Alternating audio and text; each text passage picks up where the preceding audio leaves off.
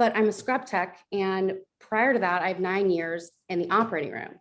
So I have seen and been in a lot of orthopedic procedures. So everyone's like, oh, you're probably going to go into orthopedics. And I'm like, I am having an open mind. I am so interested. And so I reached out, I had this calling, I guess, I don't know, into emergency medicine. So I've been shadowing in emergency medicine. And so it's just completely interesting to see these, you know, other sides of it. But my question is I've also worked with nurse practitioners.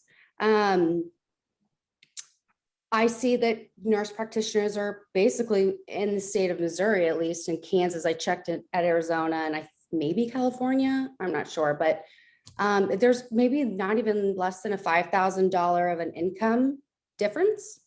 And I feel like about 3 to 4 years ago, it was, I mean, it could be 60 to, you know, as low as 30. I was curious if it's competitive where you guys are like that. And I know nurse practitioners can technically run their own clinics now. And PAs cannot. PAs can, depending on your state. PAs can own their own practice. Yeah, I work for a PA who owns his own practice. Yeah. Okay. And I don't ever want there to be this friction between nurse practitioners and PAs. We're doing the same job. And I just feel like with this change is kind of what I've been getting when I read the internet, that it makes this like hostility, and we're here to help patients. You know, I feel even bad that I'm even looking that there's a difference in income, but I also need to look out for myself if there is going to be, you know, a strike on PAs. And that's why it's so competitive to get into PA schools, because there's kind of they don't want too many PAs. Yeah, I don't think that's really a concern. And honestly, that there's really not much hostility between NPs and PAs. We work really well together. We are trained very differently as far as like they're trained a little bit more holistically. We're trained more procedure based and in the medical model like docs are. So it's just a difference in training. I think that we both feel, and I'm going to speak for Beth a little bit, but I do think that the PA profession is probably headed towards the doctorate route, maybe not in the next few years, but maybe in the next decade.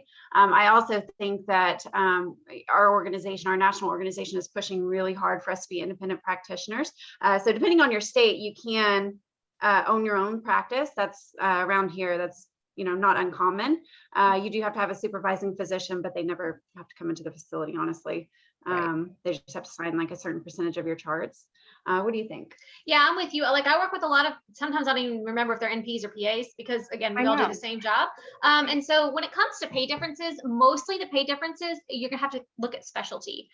Because for example, like something in orthopedics is probably going to pay more than primary care. And if you look at something like orthopedics, since it's so procedure based, probably there's more PAs percentage wise that work in orthopedics than like maybe nurse practitioners. But when you talk about like women's health or NICU, there are probably more nurse practitioners, percentage wise that work there than PAs. And so like, I know like Vanderbilt is close to us, and there's like a nurse practitioner program for the NICU, and there's a nurse practitioner program, I think, for like family practice. And so you can like kind of guide your interest in nurse practitioners as well. But I don't think like the people I work with, I mean, we all make the same per hour, that it doesn't matter if you're PA, NP. Really what it matters is like what you're trained to do. So, especially getting your first job, like, can you do joint injections? Can you suture? Can you reduce? Can you do all these things? Because that's going to get you your first job. And then once you get your first job, it's really about experience. Again, what do you feel comfortable doing? There are some states where PAs, DEAs licenses are limited, like in Kentucky where I went to school. There's certain medications they still can't prescribe. And so that might, depending on your facility, make you a little less, attractive in the workplace. Some people like that because then they can just say, sorry, can't prescribe that, I'm a PA. And then that's kind of an out for that facility to just say that. And so there is some differences somewhere like that. But I'm with Katie. I think probably like, maybe not the next decade, but probably after that, like we're going to go kind of like they did doctorate of nurse practitioner. We're probably going to follow them, and then PAs are going to be encouraged at least to get the doctorate degree for that as well, because typically we sort of I want to say we follow them, but we try and keep up legislatively with the similar laws. So I don't see this friction. I think that some people want to be nurse practitioner trained and some people want to go to PA school. I don't think they're trying to limit the amount of people going to PA school. It's just that to get accredited to open up a new PA school is very hard and it takes lots of money and lots of time. And so universities are opening as fast as they can, but they still have to be credentialed. It's a very long, drawn out process that we've been through like 3 times that we know. And so it's not like they can just open up. I love the fact that PAs also have to recertify, but some people are like, hey, nurse practitioners don't have to recertify. We do. And so that can be another kind of difference. But really in the workplace, like we work so well together. Sometimes I don't even know, like I can't even remember who's a nurse practitioner and who's a PA because we're all like doing the same thing. That's me. I had never worked on the clinical side. So it was just like, my eyes just became that much wider. In the, operating room, patients come back, they're, they don't really remember it. And I don't really see the path, for that patient, on the road to recovery. So you guys that was the perfect answer. You guys are just, you've got where do you look up for your current events? Like what sources do you like on the internet? AAPA. Usually. Yeah, AAPA, NCCPA, ARCPA, like you get really plugged in like legislatively. So like we know just from academia, we know people that are on like our TAPA board, which is the Tennessee Academy of Physician Assistants. So every like state also has one. So we get like follow state things and then we follow national things. And then since we work in academia, we follow, accreditation things. And so you get part of these professional organizations and medicine really is a small world. And I didn't believe that until we really started and it'd be like, oh, you work with a doctor who went to residency with another doctor that you just happen to meet. Like it's so crazy. Medicine is so small.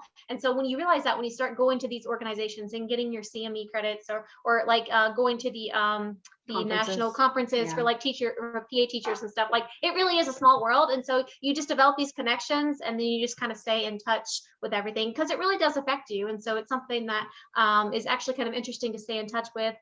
Some people, march on the Hill, they do all the political stuff.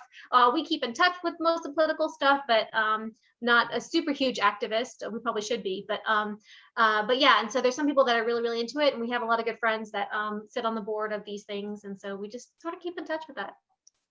I love that. Okay. Hey, Kelsi, are you?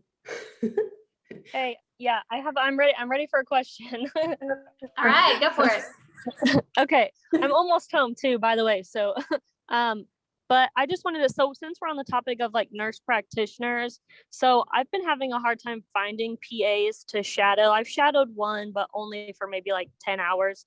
I did shadow a nurse practitioner for quite a few hours and I like created a pretty good connection with her. Mm-hmm. Would it be okay if I had a letter of recommendation from an NP rather than a PA, or should I still try to find that connection with a PA? So it is totally okay, but here's where you run into issues is you want to make sure that you are reassuring the program that you definitely want to be a PA. So if you have 0 shadowing hours from a PA or with a PA and only a nurse practitioner and